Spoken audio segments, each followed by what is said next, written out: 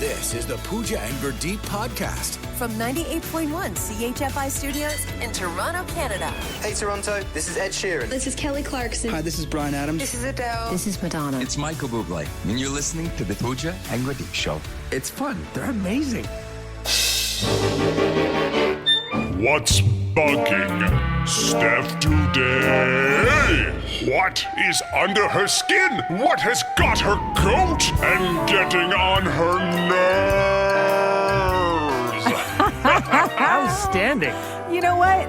If you listen to the show, you know that there's usually something that's bugging Stef, because if something's going to go wrong, and it's definitely going to happen to Stef. It's going to happen in your life somehow, and you'll have this platform to complain about it. I need to get like saged or something. What's fucking Stef holiday edition? Yes. Okay, so what's going on in your life? What's happening? Okay, so the last 3 Christmases, we went and got a real tree, and they were awesome. They were so good. Get them at Canadian Tire. They were amazing. Everyone's like, oh, go in the forest and go cut one down. I'm like, I don't got time for that. Okay, you know how busy. Go in the forest. Who's telling you this? Well, they have like tree farms. You can go cut your own tree. Okay. Okay. But I'm like, I don't care. That's fine. So we get our tree again this year, and I didn't have a good feeling about it. I'm like, it's been 3 years in a row. It's been great. And we picked our tree out, and it looked like it wasn't the way that the other ones kind of looked, because they're wrapped, so you can't see them until you get home. Okay. Like a present. Like a present. So we get home, and we cut the netting off of it and open it up, and my boyfriend's like, yeah, it's just going to shake it out a little bit. And I'm like, Wait a minute. So how do you pick a tree if you can't even see it? It's just a surprise? You just got to be, it's like Luck of the draw? like a Kinder egg. It's in netting, so Yes. you can see it. You just don't know when you unravel it how What much it's going to gonna like look like. open up. And usually there's like little holes here and there, but it's in the corners. You can turn it around, put some ornaments in it. So we unpack it when my boyfriend cuts like the bottom of the stump off and shaking it out outside to get Shake the tree? Yeah, we're shaking the tree. No presents came out because it was kind of empty and thin, and there's holes. And I'm like, and he's like, it's okay. He's like, it's going to be fine. It just needs water. Yeah, then we put it in the tree stand with the water, and I'm standing back and I'm like trying to figure out how I'm going to make this. Like, here's the thing. They're picking trees. I feel like they're too young. Like, they're not mature enough. They haven't filled in yet. And Sounds like you're describing someone. It's the Leonardo DiCaprio Christmas tree farm.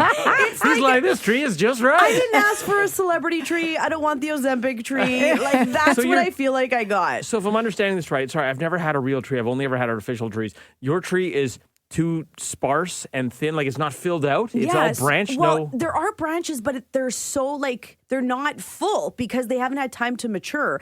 And so on top of it being thin and there are some holes in it, I don't know how many ornaments it's going to be able to hold. Even it's like 7 feet, so it's a big tree. So the branches are weak too? Yeah, they're thin because they're not nice thick branches. You got the Ozempic tree. I did get the Ozempic tree. I didn't Look sign at it up for this. positively. You don't need many ornaments to fill it out. I don't know if I could put any ornaments.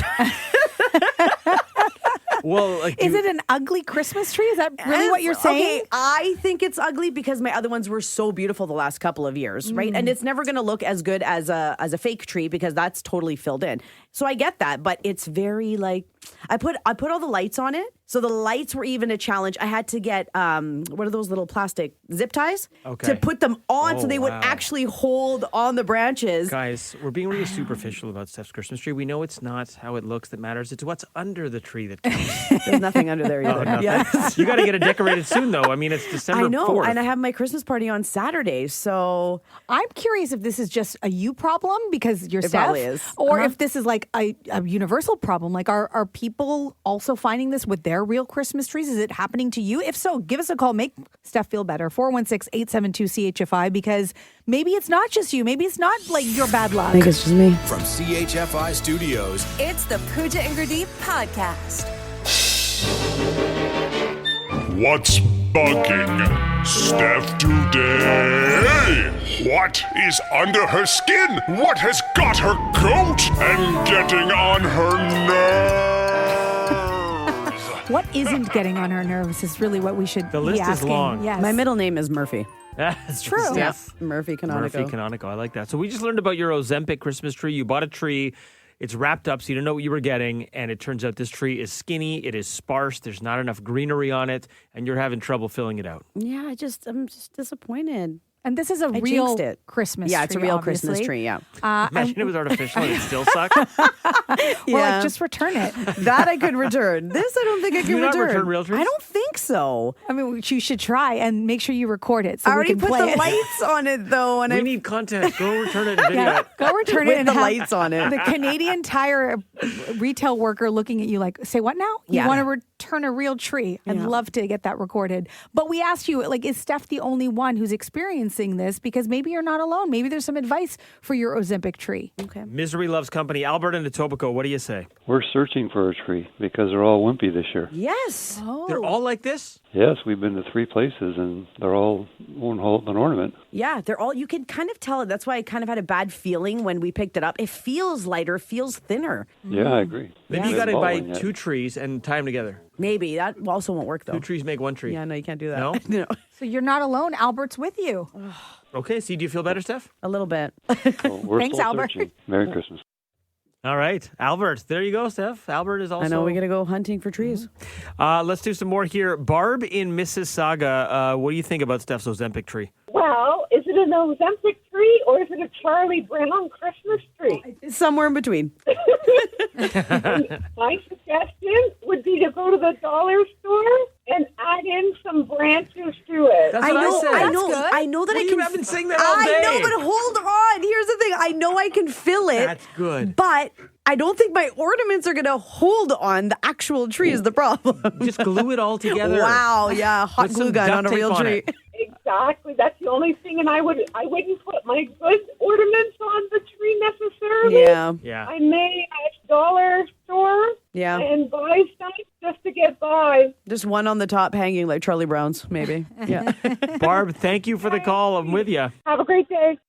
I'm worried about what this tree is going to start to look like with all of this advice. Honestly, I might just leave it with the lights at this point because I don't want to make it look uglier. Because there's just so many things. You can't put the ornaments on, but then you're putting branches in. Like, what's it going to I look like? can put the ornaments on, but they're going to droop, I feel, because they're too weak. Droopy ornaments. Droopy ornaments. I'm never going back to Steph's house. She got droopy ornaments in her house. Oh, man. Okay, Wendy in Scugog, what do you think? So for her Ozempic tree, use pipe love it. cleaners. Use pipe cleaners and stuff them as far back into the branches and wire tie it to the branch. And what is that? It just gives the branches a little bit more strength? It gives it a little more strength. It keeps the ornaments from falling off the tree. I have cats who steal ornaments regularly, so that's what we do. So use the pipe cleaners for my ornaments. Yes, to put through your ornaments and then wire tie it to your tree, but then it gives it a little bit more volume if you push it further into the branches. This tree is so high maintenance. It's like the DIY tree. Wow. Yeah. I also have some Vidal Sassoon mousse from the 80s Yeah. if you want to give it more Give it some volume as volume? well. Yeah. Vidal. Wendy, Great thank you. advice. All right, thank you. The Pooja and Gurdeep podcast. From 98.1 CHFI. This is Vancouver. Welcome to the Eras Tour. this is so exciting. Gurdeep went to Taylor Swift in Vancouver. Tell us all the things. Oh my goodness, I'm literally shaking right now. Guys, it was awesome. Like it was a magical 24 to 36 hours. I don't even know how long I was there. I'm not even going to talk so much about the concert. We all know the concert's amazing. You've probably seen it on Disney. Maybe you were lucky enough to go. The concert is fabulous. There's no more superlatives I can lay upon the concert that you haven't already heard. Biggest show of all time, never happening again, all that. To me, it's crazy that Taylor played 6 shows literally 2 blocks from where I live, and I didn't go. Instead, I flew across the country to see her, and no regrets. But the biggest thing for me, and I'm glad I got to see it that way because I felt like I'm fairly new to the Taylor community, but I feel like I really got to experience the Taylor culture and community that she has created. Really, the fans have created it. It's on the fans. So first thing, when I'm at Pearson about to take off on Friday night to go there, it's about 300 people lining up at the gate, and I'd say 75 to 80% of the plane is Taylor people, and I can tell by the concert merch they're wearing, the friendship bracelets. Yeah. There was a girl from England who flew from England to Toronto to go to Vancouver. And she had a giant Ziploc bag of 300 handmade friendship bracelets that she made. And she went to the front of the line, started walking down the lineup and handing one to everyone was getting on the wow. flight. And some of the people were not going for Taylor and had no idea what she was doing. But of course, they're going to take a lovely looking friendship bracelet. And they look down, they're like, I'm the problem, it's me? I don't get it. Like, what? And I'm like, so right away, I'm like, okay, so the whole plane is just everyone's talking to each other on the plane. Everyone's talking about how excited they are. Have you seen her before? So right away, the vibe on the plane is completely different than any other flight. Yeah. I love that your eyes are so lit up right now, and we have not even landed in Vancouver yet. I haven't even gotten there. Okay. Then I thought about, while I'm at the show, I thought about how this, and Taylor talked about it, the connection after COVID. Like, if you thought about what COVID was, right? It was like we couldn't gather, we couldn't sing, you had to wear masks. Oh, yeah. Hospitality was getting destroyed. Anything in hospitality was getting destroyed. Taylor is like the exact opposite of COVID. 60,000 people arm in arm, shoulder to shoulder, singing. The hotels were charging like 8 times what they normally charge. Restaurants, bars, Uber, airlines, all making bank after they're getting destroyed in COVID. And I'm like, this is all It's the Taylor effect, yes. Then I thought about how there is, looking around the concert and all the people I met, the people I talked to, the amazing thing about Taylor, I don't know, tell me if I'm wrong. I can't think of any other artist in history that does not have a demographic. Like if I asked you, what is Taylor's demographic? Yeah. You would think that it's like, oh, it's like tweens or whatever. It's not. No, and there is a lot of tweens, Yes. but I saw grandmas with granddaughters. I saw mums. I met 2 lovely people on the plane, Ashley and Jenna. We chatted the whole way back. Like they just went by themselves because they were just there to have a good time. And they were in their 30s and 40s. I met just groups of guys. I met dads. I met kids. I met people like me. People in their 40s who basically flew there solo to just check it out. Like she does not have a demo, like gay, straight, gender, doesn't matter. Yeah. And that just blew me away. I've never seen anything like it. I've never seen you this giddy for anything. Like if you go to Gurdeep A, at Gurdeep A on Instagram, you'll see you posted a video. We have it on CHFI as well. And your face, like you are just like you're smiling ear to ear. It's the biggest grin I've ever seen. I had to do a double take. You know when she gives her fedora to a kid in the audience for 22? I thought it was you. I thought it was you. I wish. It's always a kid. Now it's a 41-year-old dude. From CHFI Studios, It's the Pooja and Gurdeep podcast. Yo, you got a problem? Pooja and Gurdeep will solve it. Advice, baby. I love when this happens. I love when we get texts from you that we all go, ooh, for. And that's what happened. We got a Dear P&G right here. This one comes in anonymously, so you know it's going to be good right away. It's always anonymous. As soon as I see we get a text from anonymous, I'm getting my popcorn out. Okay, so I'm going to read this to you verbatim, and we will keep you anonymous, absolutely. Here it goes. My friend and I always exchange Christmas gifts. She has expensive tastes, but doesn't necessarily have the means to support those tastes. She's been dropping hints about an expensive purse she wants. Oh, no. She knows I'm in a better financial position than her. I guess I'm wondering, is it okay for people to have expensive tastes at Christmas and birthdays if they can't afford those items themselves? Dear P&G, am I a jerk for even thinking this way? Signed, Anonymous. This is a tough one. This is really tough. Okay, so I feel like obviously a lot of people live beyond their means, right? That is a thing. And people want things that they can't afford all the time. They're aspirational. I think that's normal. I don't think that just because you can't afford it, you shouldn't want it, right? I understand that.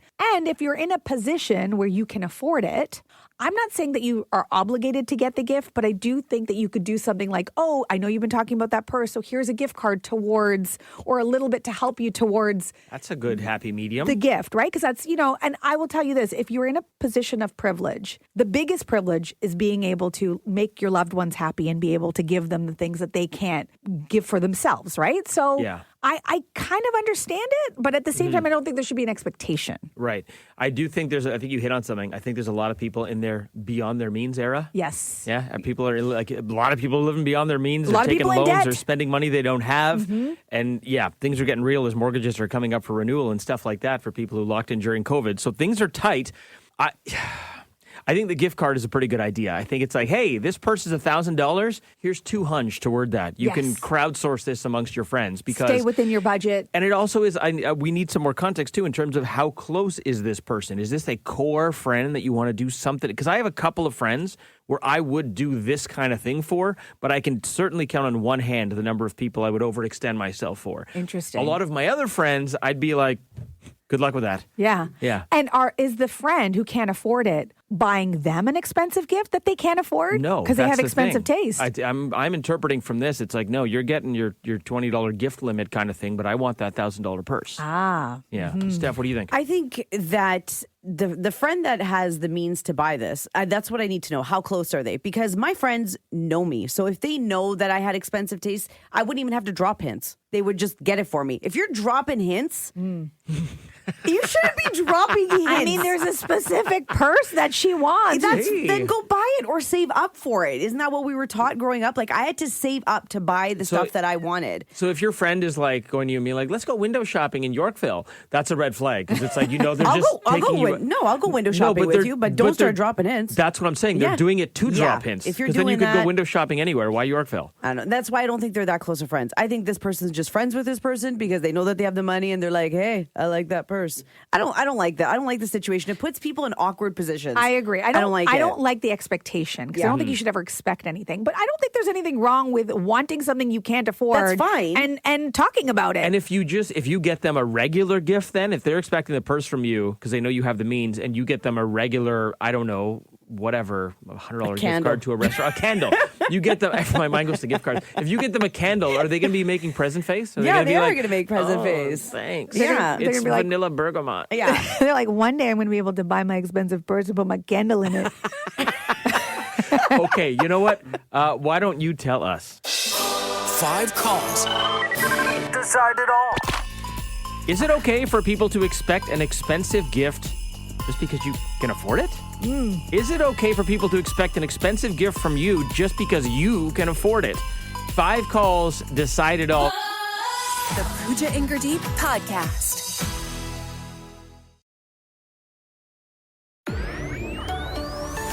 This is the Pooja and Gurdeep podcast. 5 calls. Decide it all. The question this morning is it okay for people to expect an expensive gift just because you can afford it? We asked this because we got an anonymous text saying, basically, there's a person who texted us who is fairly well off. Yep. And she has a friend who is not as well off, and that friend has been dropping not so subtle hints about an expensive purse that she would really love for Christmas. And this person's going, is it okay for people to want this stuff even if they can't afford it just because you can? Yeah. And are you obligated now to get this gift because this friend has been dropping the hints and they know you can afford it? It's a little messy. It is messy. So 5 calls, decide it all. Mary from Toronto, is it okay for people to expect an expensive gift just because you can afford it? Yes or no? Absolutely not. No, how come? Well, because it's just not right. Expectations shouldn't be between friends or even acquaintances. Okay. Votes been counted. Thanks, Mary. Thank you. Jolene from Ajax. So what do you think? Is it okay for people to expect an expensive gift just because you can afford it? No. How come? Some people use you, not because they know that you can give it to them. But some of them I don't think they deserve it either. Because some of them, they're friends, but they're just a user because they know you have the money. Jolene, it sounds like there's a story there, but we got to move on. Your vote has been counted. Thanks, Jolene. Cynthia from Toronto, is it okay for people to expect an expensive gift just because you can afford it? Well, if the person's very rich and her friend is struggling quite a bit and has tried to make money and do the best they can, I think it would be kind of them to do it. You know what I mean? So it is or help them at least with something they need. So it is okay to expect it if the set of circumstances are like we laid out? Yes. Okay. Cynthia, your vote has been counted. Thank you for the call. Thank you. Okay, bye. Jim from Scarborough. So what do you think? Is it okay for people to expect an expensive gift just because you can afford it? Yes or no? No. How come? Not an expectation. If we want to do it, we'll do it. My wife and I are privileged to have always been successful in our career, so we can afford to do a lot of things. I like Gurdeep, I can count on one hand how many people I would go out of my way to spend the money on. But they're also very successful.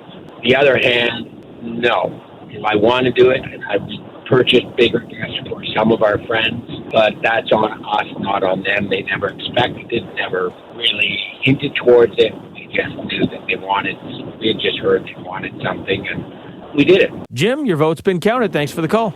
Thank you. Thanks, Jim. Shannon from Sharon, is it okay for people to expect an expensive gift just because you can afford it? Call me old-fashioned, but I don't think it matters who you are or how much money you have. If a gift is given, you appreciate it, you say thank you, but you definitely don't expect anything. Okay. Makes sense. Mm-hmm. Pretty simple. Right? Yep. It is. I mean, Christmas is all about giving. Isn't that what we were always taught? It's not about what you get. It's about the giving and watching the happiness of others and what you've given them. And I think when we start expecting a monetary, I think it takes it to a new level, especially now in a day and age where people are barely hanging on. So, but Shannon, what if it's a really nice purse? Listen, I have friends. I'm probably in my friend group, if I'm being honest, I'm probably the one who's on the lower end of the pay scales, and I am happy with whatever I get. I would never, ever, even though my friends have money, I would never expect something from them. If they get me something great and they don't care what it is, and they never look at it and go, "Ooh, gee, is that all you got me because you got money?" Yeah. It's an appreciation, and I think we've lost that. I think we've lost the appreciation. Your vote's been counted. Thank you, Shannon. Thanks, guys. Have a great day. You Keep too. up the great job. Okay, so pretty decisive vote. The question was, is it okay for people to expect an expensive gift just because you can afford it? 4-1. Saying no. Now, there you have it. I don't know if we solved anything. Don't get the purse, friend. Anonymous texter, don't do it. I like your idea, Pooch. Get her a gift card towards the purse. There you go. A portion. Yes. From CHFI Studios, It's the Pooja and Gurdeep podcast. Oh, it's Dewey Decimal System Day. And I don't know, like, you can't say Dewey Decimal without it bringing back so many memories. And then also, like, there's something, I don't know if it's nerdy or something about the word Dewey. It's nerdy. It's nerdy, right? Yep. But then you find out the person who invented the Dewey Decimal System, his name's Melville Dewey. You just made it nerdier. It just got nerdier. But like all the props. You know Melville Dewey had a pocket protector. It's so true. And tape on his glasses. That's the picture I have in my mind, Yeah. but in the best way, because Totally. Did we not love the Dewey Decimal System? You had to have some organization at the library. Thank you, Melville Dewey. We really appreciate it. I don't know about you, but I remember going to the library, signing out books, but there was one book in particular that I would sign out over and over and over again. And eventually, I guess I should have just bought the book. I own it now. But See, this was me with Home Alone on VHS. Oh. But what was the book for you? So it was The Paper Bag Princess by Robert Munsch. Classic. And it's one of my favorite books. I think it was the start of my feminist era. Which you're still in? Which I'm It's been still a in. long era. Yeah, but it started there Yeah. because, like, unlike all the other books I ever read, there was no prince saving the princess. It was the princess who saved the prince. And I was like, yeah, I'm going to keep signing this out. And I don't know what that says about me. But I love that book. Was there one that you just kept signing out over and over again? I think I might, not like that, to that extent. I think I might have signed out Charlotte's Web a couple of times. Oh, yeah? Because that was my favorite book That as was a a thick kid. one. Yeah. I did that for my grade 4 book report. And then I think I cried at the end because I'm like, oh my God, I didn't know what was going to happen. Of course you did. And then, I know, that was the start of my emotion era, which I'm still in. Doesn't it explain so much about who we are? Producer Stef, was there a book that you there signed was out? the Roald Dahl ones, like the BFG and Charlie and Chocolate Factory, and the Paper Bag Princess. All those, I signed them out. I don't even know how many times. But there was one that started in like grade 1. It was called It's Mine, and it was a little orange book, and it was about a kid that just kept taking stuff and saying it's mine, and the other kid's like, no, it's mine. And was it Pooja's mother-in-law? Put it in the bag. It is so mine. it was a really cute like anti-bullying story because at the end the kid's like, no, it's mine. Anyways, I took it. I took it because you thought it was yours. No, yeah, I know. I was like the title. Like, I loved that book so much that I would take it out like every week. It was so adorable. Even the drawings were so cute, and I was like, I'm just not going to return Well, it. and to be clear, do you still have the book if you not returned it? do. Because the Vancouver Public Library system is It's looking not. for you. First of all, I'm not from Vancouver. From Kamloops, so Kamloops they really Public can't Library, find me. the KPL and system. it was from my school library, which my school doesn't exist anymore. And then when they confronted you, you were like, it's mine. It's I mine. was like, what are you talking about? Reading is fun. We'll celebrate the Dewey Decimal System any way we like. The Pooja and Gurdeep podcast. From 98.1 CHFI. Every morning we give you a nearly impossible question. So the answer to the nearly impossible question, as you heard, was stat holidays. 39% of Canadians think there aren't enough stat holidays. We would agree. I mean, big surprise. Right? More time off, please. There's 10 stats in the year. 2 of them are in December. 2 of them are coming up this month. It just, to me, in my brain, I feel like there should be one stat a month. I feel like there should be 12 for the year, one each month. Doesn't that not make sense? I mean, it makes complete sense to me, but what would those stats be? I guess that's the question. Okay, there's legitimate reasons for the other ones. Yeah, and if you go through the year, the 2 months that stick out like a sore thumb are March and June. You could also say November, because I feel like everybody should get Remembrance Day off, given the importance of it. I think only certain federal employees get it off. But March and June are the 2 months that really stick out. Unless I'm forgetting something, there's no stat in March, there's no stat in June. Yeah. I mean, the kids get March break, but there's no stat. Kids get all kinds of stuff. Yeah, that's true. What about the adults? I know. And look, maybe they don't have to be realistic ideas. Maybe these are just things that you wish were a thing. In a perfect world, if you could come up with a stat holiday, wrong answers only, what would it be? What would the stats be for March and June? We want you to call us right now, 416-872-CHFI. Wrong answers only. For example, like I think one for March, we could easily put in time change trauma day.